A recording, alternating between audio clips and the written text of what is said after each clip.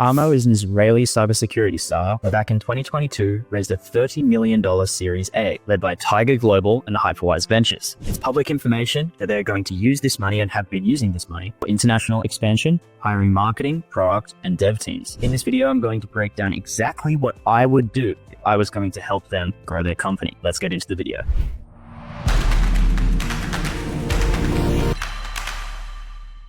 I'm Haylen Yules, the founder of ScaleMate. We have helped over 50 B2B SaaS startups build custom GTM engines that 10x's their sales team performance. First, let's establish some facts so we all know what assumptions that I am working from to put together this GTM plan. First, we'll find how many salespeople they have. I want to see how many SDRs they have. I also want to know how many RevOps people they have, sales ops, and marketing people. So I'm going to check LinkedIn. Very simple search. They currently have 3 salespeople, so basically 6 commercial people. Now let's see if they have any RevOps or marketing people. Often in startups, the marketing person kind of plays this role to some degree. They're, data expert essentially. So here they have 5 results. We had a head of growth marketing, digital marketing specialist, someone in content. So more on the marketing side versus the RevOps side. Not a huge footprint for both the sales people in the organization and also the RevOps. So that is going to play a massive role in my recommendations and how much time we would be putting in if we were a provider to ARMO. Now I'm just going to use ChatGPT to guess what their revenue is and what their expected growth targets might be, given they're a Series A company who has raised over $30 million.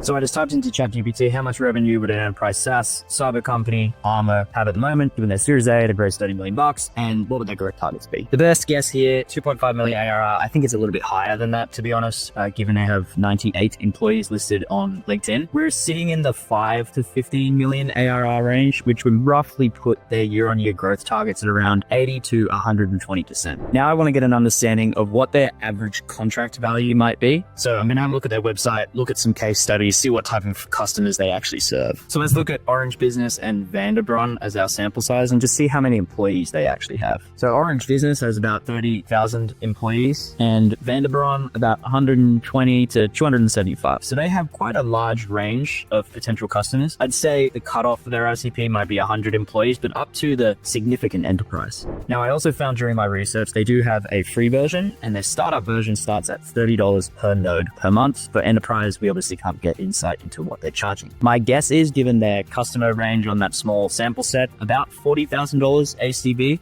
That would be a pretty good guess. So that is the assumption that I'm going to be working from. So let's boil all of this down. Let's say they're about $8 million ARR right now. So they have roughly 100% growth target, which would mean their target revenue for the next 12 months is to hit 16 million ARR. With an average contract value of $40,000, this would be 200 deals. Now, I'm going to break down their GTM strategy and plan specifically for LinkedIn. Now, not all of that revenue needs to come specifically from LinkedIn. Some could be expansion revenue, different channels, etc. So let's assume 50% of it needs to come from LinkedIn. So let me take you through the numbers. So a $4 million gap is the target that we're looking to fill. In the next 12 months, their average contract value is $40,000. That's our assumption. And their estimated close rate is about 25%. 25% is pretty good, but given they're at Series A, they have a semblance of product market fit. They've got a bunch of customer references. So that 25% should be fairly accurate, I think. So 1 in 4 deals are going to close on this channel. That means given the acceptance rates, reply rates, positive reply rate, meeting rates, etc. on LinkedIn, we're able to pretty well calculate roughly how many LinkedIn accounts they will need to be sending from in order to book this many meetings, which equals this much conversion, which ultimately reaches their $4 million target. Now, they are in the cyber industry and they're very niche, which also helps with close rate. So a bunch of assumptions here. They're going to need to process 142,000 leads total. They need to send about 5,600 messages per month.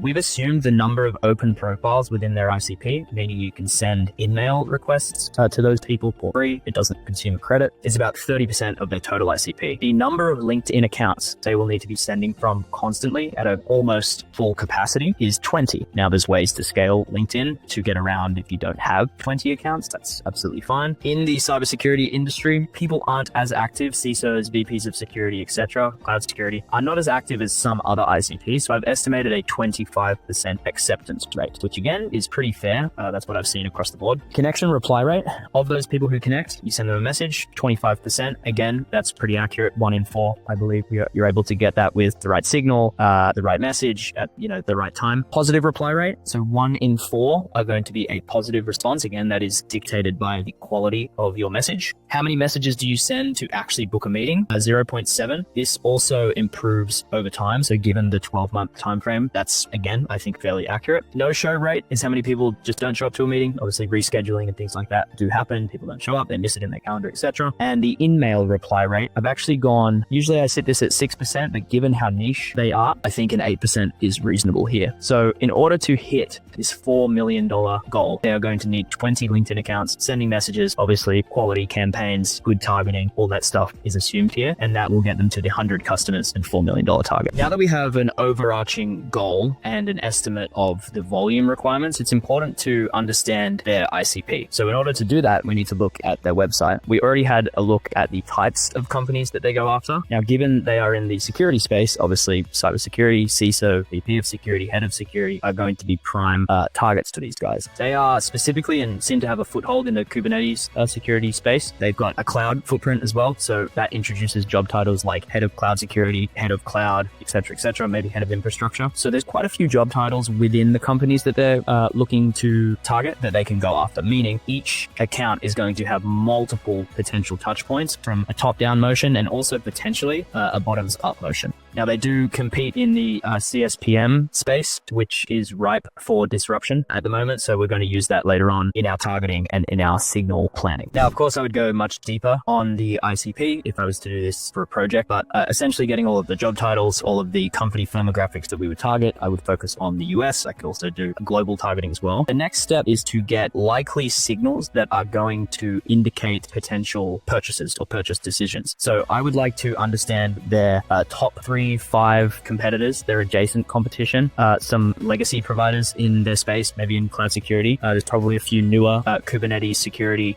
specific vendors that we could go after who have a smaller following and a smaller footprint, but very, very high intent buying signal. I'm looking to sort of map this out at least for the next 3 months of signals that we could use. And then we apply that and map that back to the ICP. If your customer profile, which it likely does, have multiple cohorts within it, it's not one buying persona, right? You would need to define those cohorts. So there's the overarching list, and then there's, okay, we can just do a campaign for CISOs. What's the best buying signal for CISOs? And map that back. What's the best bottoms up approach if we're going for cloud security engineers, if we're going for SRE, things like that. Lower level employees, IC specifically, just to gain attention and gain traction and work up the pyramid to the decision maker. You could design separate campaigns for both of those motions and all of those different personas. Potentially worth it. So I did a quick chat GPT on ARMO's competitors. I actually knew most of them coming into this, but for the video, I will definitely go through it. So we have the CNAP players, Wiz, Orca Security, Palo Alto has